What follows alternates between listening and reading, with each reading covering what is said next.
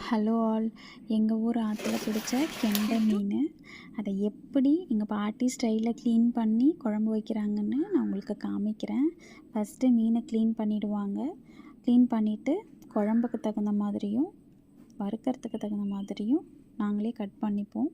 பீசஸ்லாம் வறுக்கிறதுக்கு எடுத்துப்போம். தலை, வால், வயிறுலாம் வந்துட்டு குழம்புக்கு வச்சுப்பாங்க. இது ஆற்று மீனுன்றதால எக்ஸ்ட்ரா ஸ்மெல் அடிக்கும். அதனால தான் நம்ம வந்துட்டு கல்லுப்பும் லெமனும் இதில் போட்டு கழுவணும்.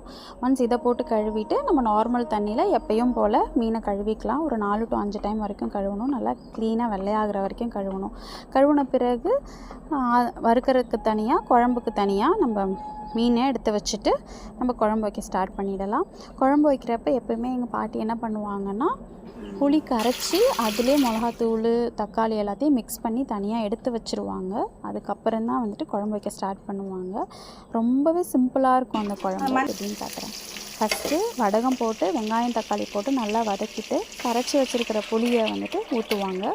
ஊற்றின பிறகு இந்த புளி தண்ணி நல்லா கொதித்து வந்த பிறகு மீன் எடுத்து போடுவாங்க. ஒன்ஸ் மீன் வெந்துச்சுன்னு நல்லாவே தெரியும் நமக்கு பார்த்தாலே.